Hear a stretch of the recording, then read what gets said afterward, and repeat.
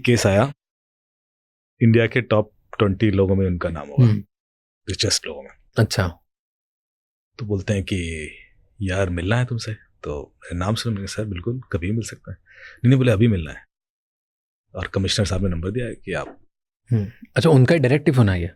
हाँ, अच्छा, सबका डायरेक्ट ही आता है भाई। Okay. इसमें कोई इसीलिए तो कह रहा हूं, क्योंकि कोई मीडिएटर होगा ना तो ज्यादा रिस्क हो जाएगा। ट्रू।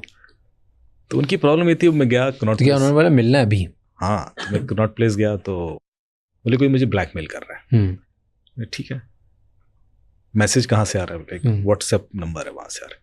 तो मैंने कहा तो वर्चुअल नंबर है, इसमें लंदन का नंबर आ रहा है। हाँ, वो उनको लग रहा था कि बंदा लंदन में है, पर बिकॉज वर्चुअल नंबर तो कहीं से भी ऑपरेट हो जाएगा। तो मैंने कहा है तो आसपास के ही। तो बोलते हैं कि मुझे ये बंदा मेरी वाइफ की कुछ नेकेड पिक्चर्स भेज रहा है, ऑब्सीन पिक्चर्स। ओके, प्रॉब्लम ये है कि मेरा कोई आईपीओ आने वाला है, कुछ बड़ा कुछ काम होने वाला है, तो मेरे पर प्रेशर है कि यदि कुछ ऐसा बवाल होता है तो वो एम्पर करेगा उसको। I don't want any media involvement here. तो मैं पुलिस के पास नहीं जा सकता। अब कैसे पकड़ेंगे इसको? तो मैंने कहा आपने कोई पैसा वैसा तो नहीं दिया? बोले मैं दे चुका हूँ। तो मैंने कहा कहाँ दिया? तो बिटकॉइन वॉलेट एक शेयर किया। तो बिटकॉइन लेजर आप ट्रैक कर सकते हो, पैसा किस वॉलेट से कहाँ मूव कर रहा है, but you can't find the owner of the wallet.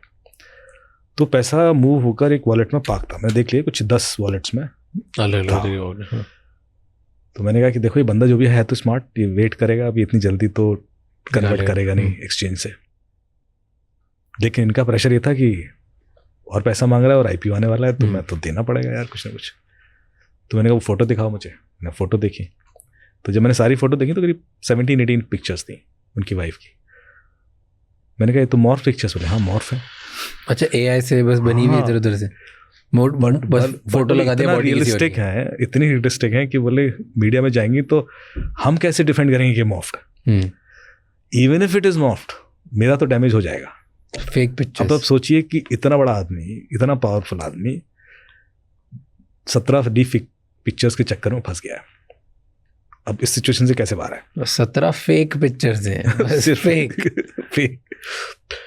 तो मैंने फिर देखा बार बार, तो मैंने कहा कि आप जब एआई से पिक्चर जनरेट करते हो तो आपको एक ओरिजिनल पिक्चर देना होता है, देन यू कैन जनरेट। तो मैंने कहा इसके जो फेसेस है ना वो अलग अलग पिक्चर से जनरेटेड है, क्योंकि हर बार लुक अलग है, जो उनका ज्वेलरी कुछ पैटर्न अलग था। तो मैंने कहा कि ये ओरिजिनल पिक्चर्स कहाँ हैं?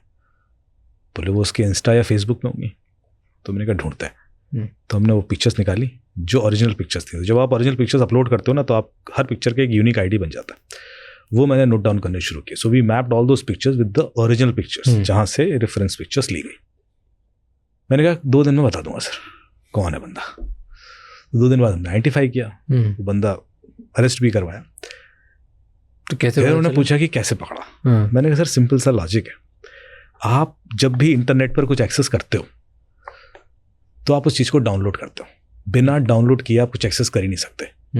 Actually the technical action is downloading it. तभी तो आप देखोगे वो टैम्प फोल्डर में डाउनलोड होता है, इसलिए you don't consider it downloading thing. तो जिसने पिक्चर्स देखी वो सर्वर से डाउनलोड रिसर्च एक्टिविटी। तो जब मैंने फेसबुक से पूछा कि भाई पिछले 3 महीनों में कौन कौन है जिसने ये 17 पिक्चर्स डाउनलोड किया, so they could give me a detailed profile list कि इतने लोगों ने किया है। काफ़ी बड़ी लिस्ट थी। अब मेरा काम था उसमें से 0 डाउन करना कि कौन ऐसा है जो ये हो सकता है, with location wise, with proximity wise, with fan हो सकता है कुछ। पर मुझे एक चीज़ ने हेल्प कर दी कि एक ही व्यक्ति था उसमें से जिसने 17 की 17 डाउनलोड की थी। बाकी किसी ने सारी डाउनलोड, बाकी किसी ने 4 देखी, 4 देख के छोड़ देते हो आप, 5 देख, मतलब बिकॉज रैंडम थी इधर की। एक ही बार अपलोड होगा तो शायद 4 देखते हो आप। So there are sometimes these kind of chances works, and वो बंदा बड़े आसानी से ट्रैप हो गया। वरना मुझे टाइम लगता, क्योंकि 550 के करीब प्रोफाइल उन्होंने भेजे थे। पर मैंने कहा एक ही है, इसने 17 देखी है। तो ये वो इतना इजी होता है टू ढूंढना यूनिक आईडी एंड ये सब? इजी नहीं होता, लेकिन अब इजी बनाना पड़ता है विद एआई एंड ऑल।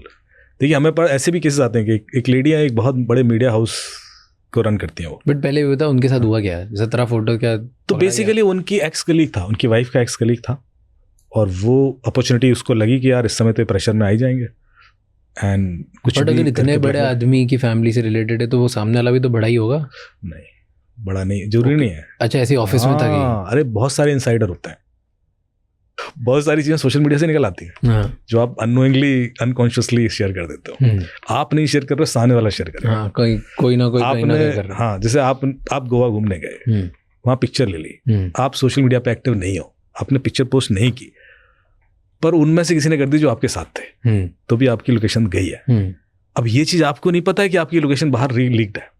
उसको यूज़ करके कोई आपको कॉल करे कि सर मैं आपको गोवा में देखा है ना, आई वाज इम्प्रेस्ड, तो आप इमीडिएटली ट्रस्ट करोगे, क्योंकि आपको लगेगा यार मैं तो कहीं डाला नहीं है।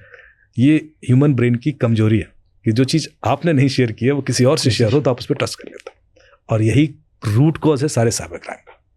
जितने साइबर क्राइम होते हैं, आप गौर से देखना, ये क्रिमिनल का पहला अटेम्प्ट नहीं होता जब आपको कॉल करता है, वो यूपीएससी का थर्ड अटेम्प्ट होता है।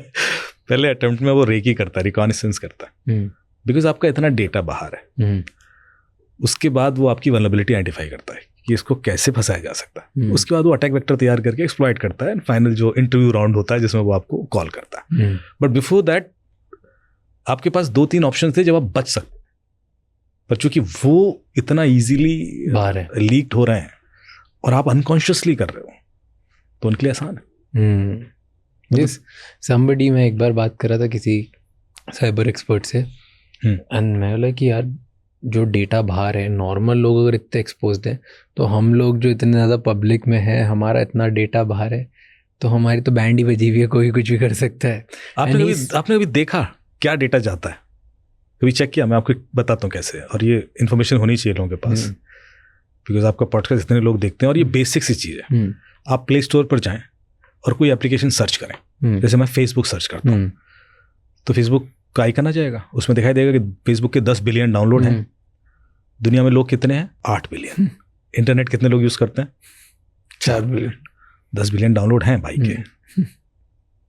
रिपीटेटिव डाउनलोड भी हो सकते हैं, but still this is a big number. मैंने डिलीट करके 4 बार डाउनलोड कर लिया, but still it is a big number, because 10 billion किसी और की नहीं है। मतलब वो पैटर्न तो बाकियों के लिए भी अप्लाई होता है। फिर आप क्लिक करके अंदर जाओगे तो एक ऑप्शन दिखाई देगा सी डिटेल्स करके, छुपा हुआ होता है ग्रीन कलर में, सी डिटेल्स। उसको क्लिक करेंगे तो एक पेज पर पहुंचेंगे जहां फेसबुक खुद बताएगा कि मैं क्या क्या डेटा आपका लेता रहा हूं पिछले 15-20 साल से, जब सिर्फ अब यूज़ कर रहा हूं। अब ये डेटा देखते हैं क्या है।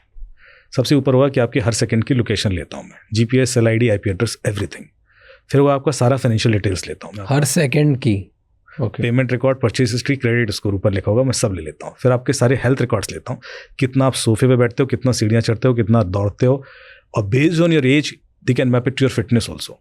तो 2 साल के बाद आपके घर की घंटी बजे और कोई भाई साहब आके बोले दवाई खा लो, हार्ट अटैक आने वाला है, तो खा लेना, क्योंकि फेसबुक को तो पता है। उसके और नीचे जाओगे तो आपके सारे फोटोज़, आपके सारे वीडियोज़, आपके सारे कॉन्टैक्ट लिस्ट। फिर एक बड़ी इंटरेस्टिंग चीज़ आएगी, नेम, ईमेल एड्रेस, एड्रेस, आपके घर का पता। जब आपने फेसबुक पे अकाउंट खोला तो अपने घर का पता बताया था क्या? कोई नहीं बताता।